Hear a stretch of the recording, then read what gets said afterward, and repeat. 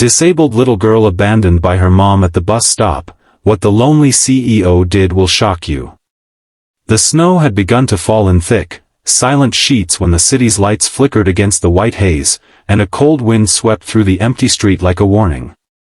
Most people hurried past with their collars turned up, eager to find warmth, but the man who stepped out of the sleek black car felt something unusual tug at his attention. At first, he saw only the storm, the blurred headlights, and the steady movement of pedestrians rushing from one place to another. But then his eyes landed on a small figure trembling at a bus stop, a tiny girl in a tattered red dress, her legs weak and tucked against an old rusted wheelchair.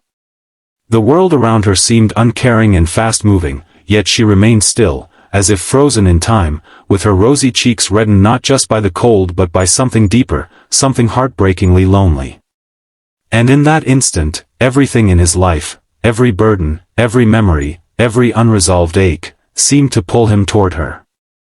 Before we continue, if you believe in kindness, second chances, and stories that restore faith in humanity, please like, comment, share, and subscribe. Ethan Hale, the CEO of Hale Enterprises, had spent years building himself into the kind of man people admired from afar but never truly knew. His life was polished, structured, and extraordinary on the outside, yet painfully hollow within. Success had cost him his peace, and loneliness had become the quiet shadow that followed him, no matter how brightly his world glowed. Tonight was just another night where he left his office late, lost in thoughts he never said out loud. But seeing that child, fragile, abandoned, and trying to smile despite the cold, did something to him he could not explain. Her small fingers gripped the armrests of her wheelchair, and though her feet barely touched the snowy ground, she looked up at the world with eyes full of wonder and trust, as though she still believed someone would come back for her.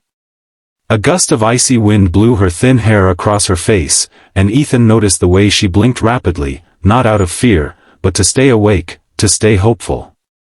The streetlights cast a warm glow over her, making her appear unreal, almost like a moment caught between heartbreak and a miracle. Cars passed by without slowing, people walked by without looking, and the city kept moving as if her suffering did not exist. But Ethan's steps moved him closer until he knelt beside her, his breath visible in the freezing air. Her clothes were worn, her shoes were too small, and the wheelchair looked older than she was. Yet her eyes were the clearest thing he had ever seen, full of innocence he feared the world had long forgotten. As Ethan tried to understand why a child so young would be alone on a freezing night, he studied the scene around her.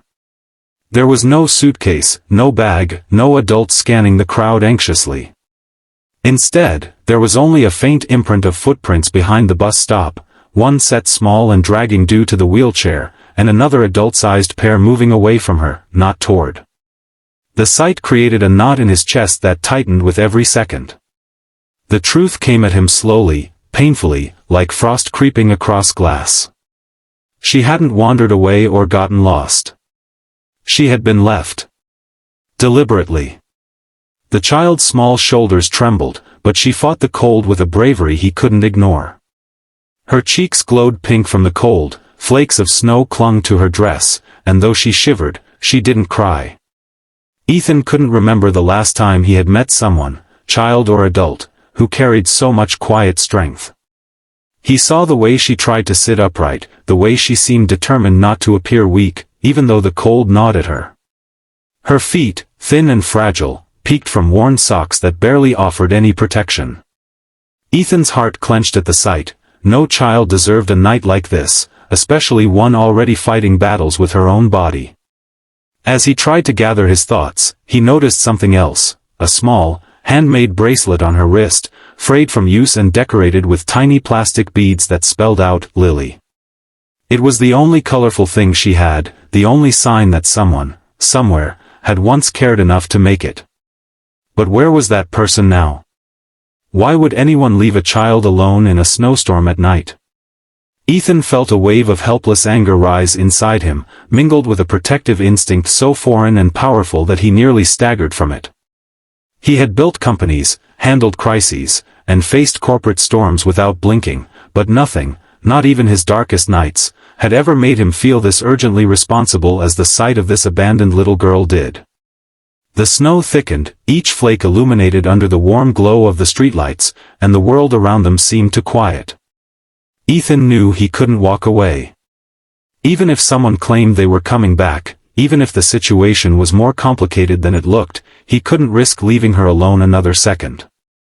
Every muscle in his body told him this child needed someone right now, someone who wouldn't fail her, someone who wouldn't turn away, someone who wouldn't disappear like everyone else. He gently reached for her cold hands, and she looked at him with a trusting gaze that broke him more deeply than he expected. In that moment, Ethan felt something shift within him, an awakening, a reminder of the compassion he had locked away after too many losses in his own life. Memories of his lonely childhood, of growing up in a house filled with wealth but devoid of affection, flashed through his mind. He knew what abandonment felt like. He knew what it meant to wait for someone who never came back. He couldn't let this little girl experience that pain a second longer. Snowflakes melted against her rosy cheeks as Ethan lifted her carefully from her wheelchair.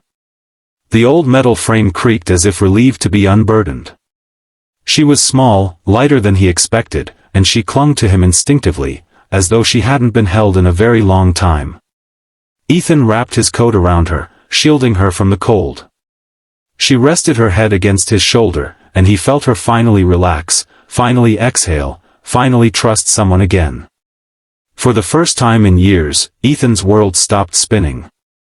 The noise of the city faded, and the only sound he cared about was the small, steady heartbeat against his chest. He carried her toward his car with a determination he had never felt before, brushing away the snow that settled onto her hair, promising silently that she would never be alone again. The drive through the snowy streets felt surreal. The glowing city lights, normally a symbol of his busy, unfulfilled life, now felt like a backdrop to something meaningful. When she finally drifted to sleep in the back seat, wrapped in his coat, Ethan kept glancing at her through the rearview mirror. He saw her peace, her exhaustion, and the tiny flicker of hope that had taken root inside her. It humbled him. It scared him. It moved him in ways he didn't know he could still be moved. When they reached his penthouse, Ethan carried her inside, taking careful steps so she wouldn't wake. His home, modern and luxurious, felt too cold for her. Too empty. He turned on the fireplace, dimmed the lights, and gently wrapped her in warm blankets. He brought her soft socks, pillows, and anything he thought a child might find comforting, even though he had no experience with children at all. He stood there for a long moment, watching her sleep peacefully, wondering what tragedies she had endured and who could abandon someone so innocent. As hours passed, the storm outside grew harsher, but the warmth inside seemed to grow with every breath she took. Ethan couldn't sleep. He walked around his penthouse, restless, torn between anger, sadness, and a fierce protectiveness that rooted itself deeper with every passing minute. He researched missing children reports, checked the bus stop security cameras, did everything in his power to understand who she was and where her mother had gone. What he discovered would shake him even more, footage showing the woman leaving her daughter behind, glancing back only once, tears streaming down her face, before disappearing into the snowy night. Her mother hadn't left her because she didn't care. She left her because she was desperate. Broken. Drowning in circumstances that forced her into an impossible choice. The realization hit Ethan hard. Lily wasn't abandoned out of cruelty. She was abandoned out of helplessness. And that made the situation even more heartbreaking. Over the next few days, Ethan did everything to help Lily feel safe.